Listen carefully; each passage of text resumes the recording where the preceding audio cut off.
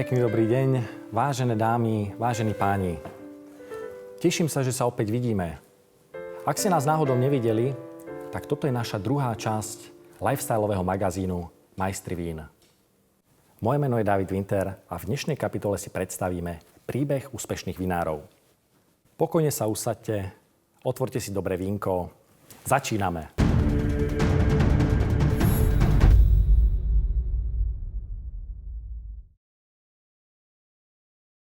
Mojimi dnešnými hosťami sú bratia Frtusovci z vinárstva Frtus Winery.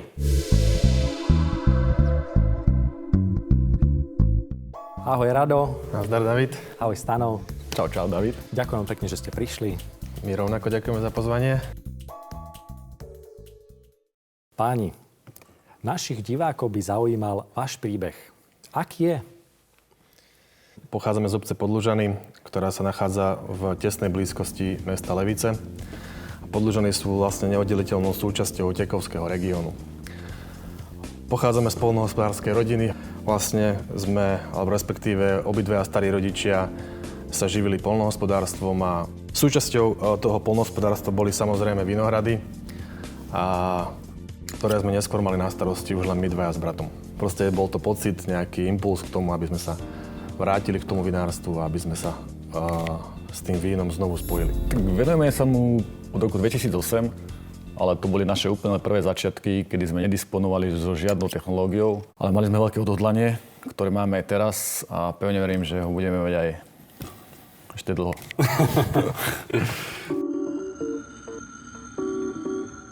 My používame samozrejme ručný zber do bedničiek, do 20 kg, aby sa nám hrozno veľmi neutlačilo. Veľmi krátka vzdialenosť od vinohradu k pivnici, kde ho veľmi šetrne spracujeme, lisujeme. Na zrenie alebo výrobu bielých vín používame nerezové tanky, ale aj drevené sudy, kde napríklad ako Riesling, rínsky, Chardonnay kvasia v drevených sudoch, aj následne aj zrejú. A pri červených vínach používame klasickú metódu, ako ešte naši rodičia volá, kedy pomelieme na otvorenú kaďu, zakvasíme, kde to 3-4 krát denne miešame a následne to potom je zrieť do barikových sudov. Máme viacerých výrobcov, máme aj francúzske, rakúske a slovenské. Napríklad také ako Al-Liberne na Dunaj. Pochádza to hrozno zo Šťavnických vrchov a aj sudy pochádzajú zo Šťavnických vrchov, aby bola taká symbióza, že aj víno zreje v tom dreve, kde sa urodilo to hrozno. Čo je typické pre váš daný región? Pesecká Leánka je proste odroda, ktorú u nás pestuje asi každý. Čiže ak si predstavíš, že každý dom má vlastný vinohrad, tak každý pestuje Peseckú Leánku. A nie len v Podlužanoch, ale vlastne v tom celom Tekovskom regióne. Je to víno, ktoré proste si myslím, že je určené na akékoľvek príležitosti, lebo to nie je nič ťažké, nie je to nič proste a je to fakt víno, ktoré si môžeš vypiť za večer celú fľašu a myslím si, že sa ti akože určite nebude sa ťažko. Myslím si, že tieto vínka sú také určené pre výnimočných ľudí. Originálnych.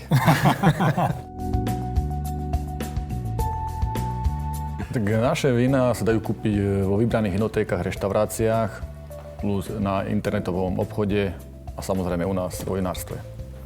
Zajiste ako naši diváci, aj vy by ste si dali pohár vína, ak smiem teda. Ďakujeme. Noriu, Frtus Winery.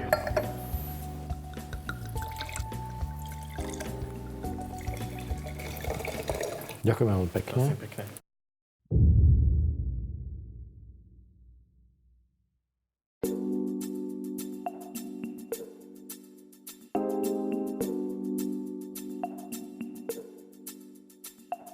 Aké máte ocenenia pri daných vínkach? Zúčastňujeme sa rôznych regionálnych slovenských a zahraničných výstav. Je to ale z dôvodu, aby sme dali skôr posúdiť teda aj odbornej verejnosti, či teda to, čo robíme, to rovnako vnímajú aj oni. Nie je to ani tak kvôli tomu, že či teda získame medailu, nezískame a tak ďalej.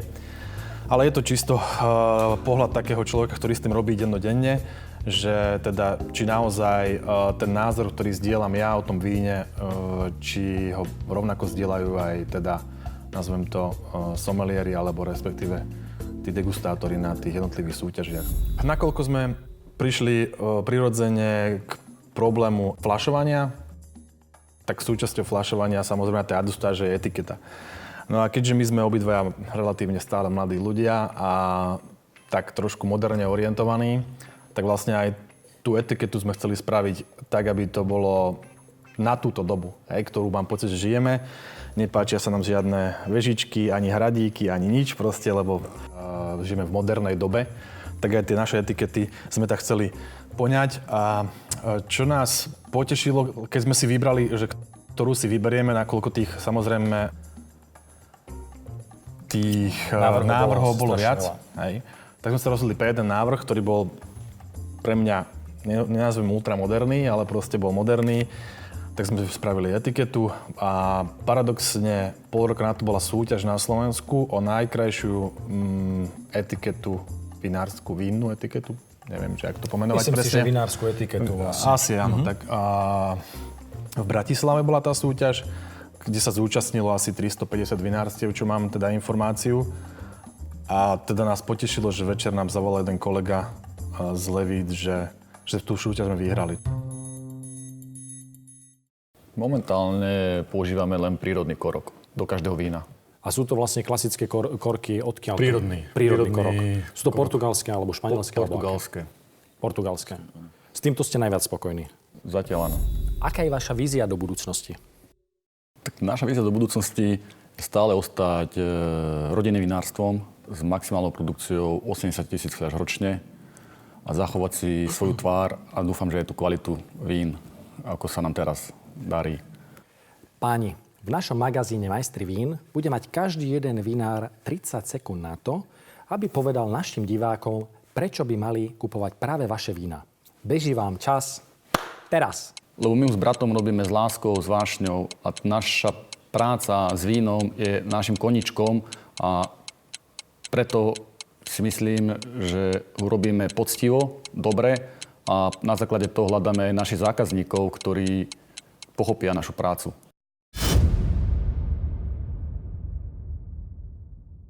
Páni, ďakujem vám veľmi pekne. Držím vám palce, aby sa vám darilo aj naďalej. A vy, vážení diváci, ak sa vám to páčilo, tak nás lajkujte, zdieľajte a pozerajte ďalšie časti. Na zdravie.